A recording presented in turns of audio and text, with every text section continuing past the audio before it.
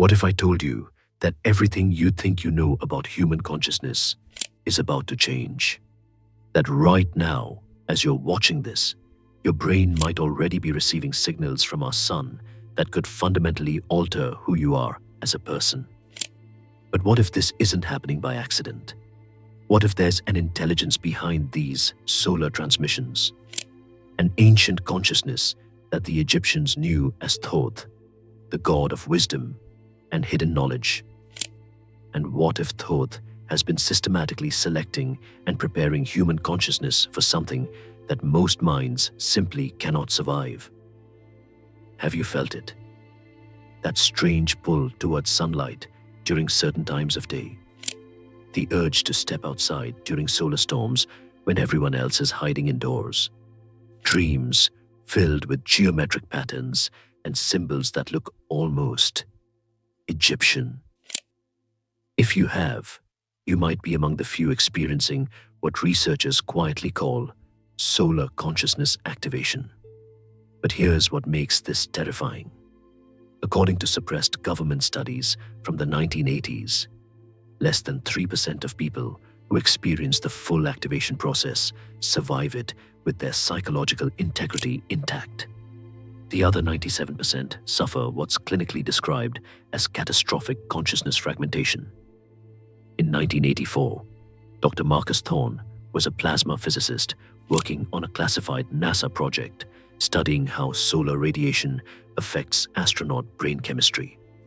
What he discovered changed everything we thought we knew about the relationship between solar activity and human consciousness. But more importantly, it connected modern neuroscience to ancient Egyptian wisdom traditions in ways that mainstream science still refuses to acknowledge. Thorne found that certain individuals possessed neural configurations that could directly interface with solar electromagnetic frequencies. These people weren't just sensitive to space weather. They were actually receiving and processing structured information transmitted through solar magnetic field fluctuations. Information that seemed to originate from an intelligent source far beyond normal human comprehension. When Thorne cross-referenced his findings with declassified archaeological documents, he made a discovery that would ultimately cost him his career and possibly his life.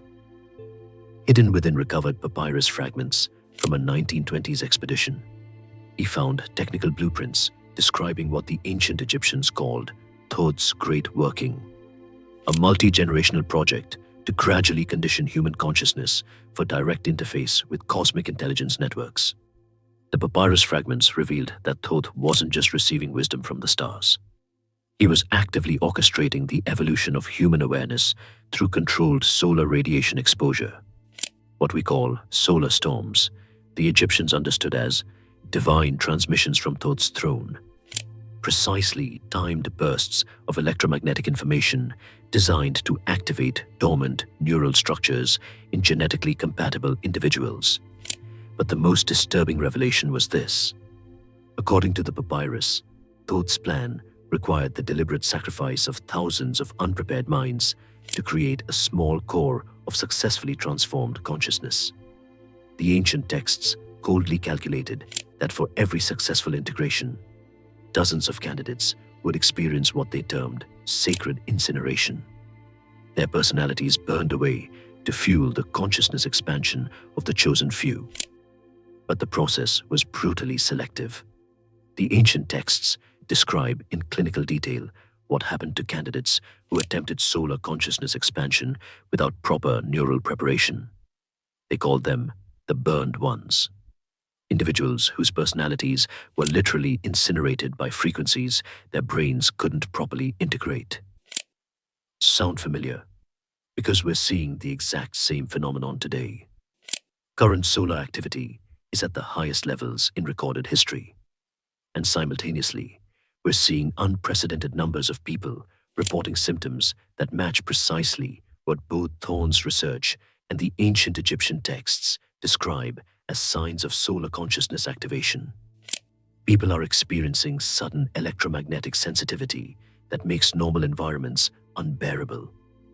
They're having prophetic dreams that prove accurate.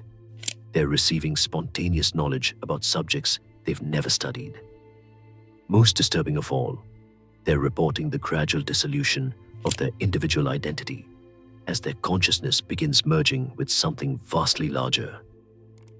What these people don't realize is that they're not just having spiritual awakenings.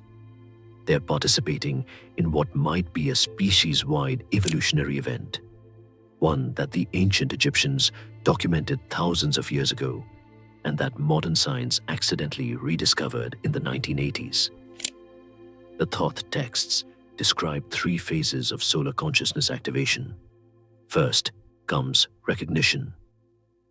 When the Solar Intelligence Network identifies suitable candidates, this manifests as spontaneous understanding of Egyptian symbolism, geometric visions during meditation, and an overwhelming compulsion to spend time in direct sunlight. Next is preparation, the gradual conditioning of the nervous system to handle frequencies that would normally cause psychological dissolution. The ancient Egyptians developed specific protocols involving breathwork, dietary modifications, and calculated exposure to solar radiation during peak magnetic activity periods. Finally comes integration, the point where human consciousness successfully merges with the Thoth intelligence network while maintaining individual identity. The successful candidates were described as twice-born, beings who looked human but possessed capabilities that transcended normal biological limitations. But here's where it gets disturbing. Both ancient and modern research agree that there's a point of no return in this process. Once your nervous system begins responding to solar electromagnetic fields, there's no way to reverse the activation. You either complete the transformation successfully or experience progressive consciousness fragmentation. The warning signs of approaching this threshold are specific and unmistakable. Enhanced electromagnetic sensitivity that makes electronic devices uncomfortable to be around. Temporal displacement experiences where past, present, and future memories begin overlapping chaotically. The gradual dissolution of ego boundaries as consciousness expands beyond individual limitations. Most people who reach this stage never return to normal human awareness. They become what both ancient texts and modern research describe as fragments.